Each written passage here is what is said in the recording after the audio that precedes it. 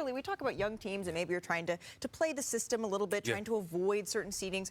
No, that isn't the case for this Pacers squad against the Milwaukee Bucks, Woj. This is a unique 3-6 series because this is an Indiana team that beat Milwaukee 4 out of 5 times this year. None of those games with Pascal Siakam. He came in the trade from Toronto after they finished playing them this season. He's got more playoff experience and has championship experience than anyone on this Pacers roster. The Pacers got some big game experience in the in-season tournament, beating the Celtics at home, going to Vegas. It gave them a little feel for the playoffs. And Tyrese Haliburton, he absolutely destroyed this Milwaukee team. They athletically, they have not been able to stay in front of these Pacers. And Haliburton, All-Star Weekend in Indianapolis, listen to this. Here's what he told me on the Woj Pod at a public airing of the show. There's been a lot of stuff with the Bucks. Is there a rivalry here? I don't want to say it's a rivalry yet because I feel like there's a proven championship team over there, and I've never played in a playoff game, so I won't necessarily call it a rivalry. I know that there are probably a lot of people out there that would call it that, and there's been obviously some extracurricular activities this season between the both of us, and so I don't know. I mean, right now in the standings, they're the 3 seed, we're the 6 seed. I think that people would enjoy to see that play. I would enjoy that playoff matchup. I think they would enjoy that playoff matchup as well. Yeah, Michael Wilbon, I think I would enjoy. I just got to say real fast, that is such an amazing answer, and that is such a mature answer. So mature. You do not see a lot of players give an answer like that. Enjoy that playoff matchup. I'm going to enjoy that playoff matchup. It's just interesting looking at the Bucks. You talk about athletically what their concerns are. How about emotionally? I mean, this is a team that is not what we thought it would be. Not from the beginning of the year when it led to their coach, Adrian Griffin, being fired. Not what it's been since Doc Rivers took over when they've barely been 500. And now we've got Giannis Antetokounmpo injured again, and we don't know exactly what his status is, Woj, and which I know you're going to get to. What do we think about Giannis? Because without Giannis, we're talking about Indiana advancing. Without Giannis Antetokounmpo, to me, on that team. Around-the-clock treatment right now for Giannis Antetokounmpo with that left calf injury. Right. But that's going to be the biggest factor this week is his rehab and his ability to not just play in this series against Indiana, but be dominant because Milwaukee will need him to do that to win. Go ahead, Perk. Doc Rivers, I never thought it would come to this moment, but damn it, he got to get into his bag. He has to coach. And if I'm the Milwaukee Bucks, I'm looking at the Indiana Pacers, and there's no way in hell that you should put any type of pressure on bringing back Giannis Antetokounmpo. I'm not saying that they are, but he should be able to get treatment, rehab, and get back in the second round because you have enough pieces. Right. You have enough pieces. You have Damian Lillard. You have money-making Middleton. You have Brook Lopez, who have shown us time and time again. Money-making Middleton. Yeah, that's his name. Money-making. He's been, Stephen A., he's been playing not great basketball. That's how they introduced him in Pfizer Forum. Yeah, since he's got back. Okay. And Bobby Portis, I'm going to say this again. Bobby Portis is a 20-10 guy when he's a starter. Doc Rivers got to coach his ass off. There's no other way around it. Are you ready for this? I'm glad y'all are here because I want to say this in front of y'all face. With or without Giannis, Indiana is winning this series. They're going to beat Milwaukee. That's number one.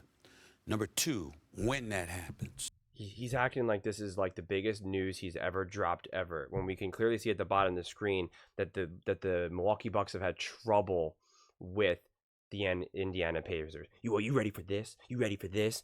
Giannis Antetokounmpo coming back after he's already injured and has the risk of tearing his Achilles, and Damian Lillard not playing that well, and Middleton not playing that well, and Doc Rivers, who can't coach this team at all. The Indiana Pacers are going to win this series. That is shocking. Oh my God, I can't believe he just said that. Hit the presses, stop the presses, whatever. My God, sound the alarm. Why do we always have to pretend like takes are just like the most hard-hitting, shocking, this is unbelievable, I can't believe he just said this, are you out of your mind? My God, this is not that controversial. The Bucks have not been good. They've been struggling, even when everyone is healthy. Doc Rivers has had nothing but failures for the last decade.